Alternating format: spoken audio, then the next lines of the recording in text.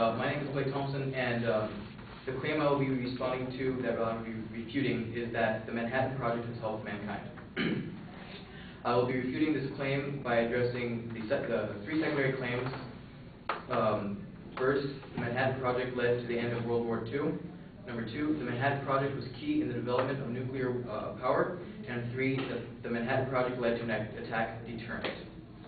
I will respond to these claims through the use of a counterclaim and the evidence and reasoning challenges. So for the first secondary claim, that the Manhattan Project led to the end of World War II, the evidence challenge is that it fails to mention the other options to end the war. There was not just the one option to bomb Hiroshima and Nagasaki, but rather they could have demonstrated the power of the nuclear bomb, of the atomic bomb, to the Japanese, rather than deter them through actual force of the weapon. They could have demonstrated it and deterred them that way. According to USHistory.com, scientists, even the scientists who developed the bomb, had urged against the use of it against Japan. And also, Germany had already surrendered, so it was only a matter of time before Japan would surrender as well. Without its allies, it would fall soon enough, and they would realize that. Also, he failed to mention the consequences of the bomb. The bombs at Hiroshima and Nagasaki killed more than 220,000 individuals in the blast, in the initial blast. That's not from the radiation afterwards or anything from that. That was just then and there, and a good amount of them were innocent individuals. And then you take into account the individuals who suffered after the radiation, which is some consider even more destructive and harmful than the initial blast.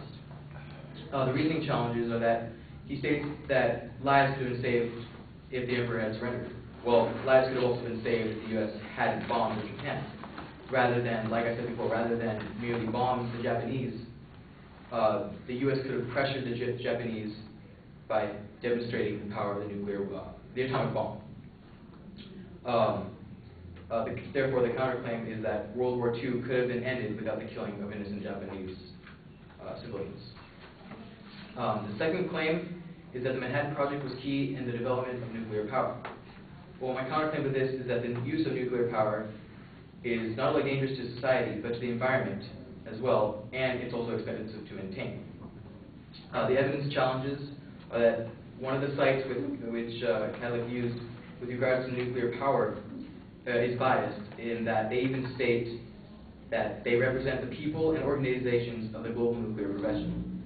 Therefore, because they represent these people, it's only logical that they will say what they can to back up the use of nuclear power. Reasoning challenges include that, according to an interdisciplinary study at MIT, the prospects for nuclear energy as an option are limited. The report finds by 4 unresolved problems: high relative costs, perceived adverse safety, environmental, and health effects, potential security risks stemming from proliferation, and unresolved challenges in long-term management of nuclear wastes. Nuclear power is dangerous and has many issues which are still unsolved, and in addition to that, there are safer alternatives to nuclear power. Solar power is one option, which is unlimited and harmless to the environment. Another option is that wind power, which is renewable as well, and one turbine can generate 500 kilowatts of energy, which is enough to power 200 average homes, and that's just one turbine. According to Norman Baker, the environmental spokesperson of the British Liberal Democrats, nuclear power may not contribute to carbon emissions, but it generates tons of radioactive wastes, costing billions to store, and will pose a risk to humans for thousands of years after disposal. So not only is nuclear power can be harmful to the environment and extremely costly, costing billions of dollars, the after effects will be with us for thousands of years. And so therefore, like I said, nuclear power is dangerous not only to society, but it's also expensive to maintain through these methods.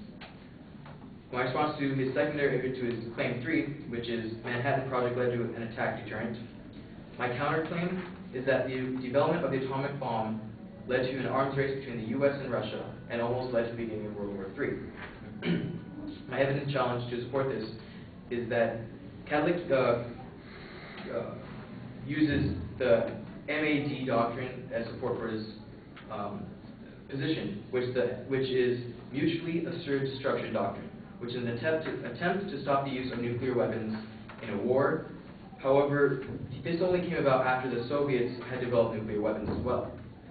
Therefore, it's hypocritical for the U.S. to say, we're going to use these bombs on the Japanese to end this war, when they aren't willing to accept the fact that these nuclear weapons are extremely dangerous, are extremely powerful, and later on go and say they shouldn't be used at all. The reasoning challenges are that the development of the atomic bomb didn't lead to an attack deterrent, but instead led to a nuclear arms race between U.S. and Soviet Russia. This, in addition, led to the Cold War, which almost led to World War III, in which Russia and U.S. would have used nuclear weapons.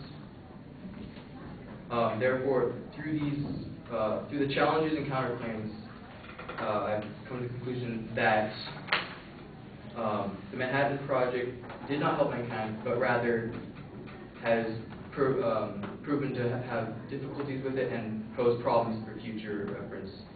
And there were other options that could have been used instead.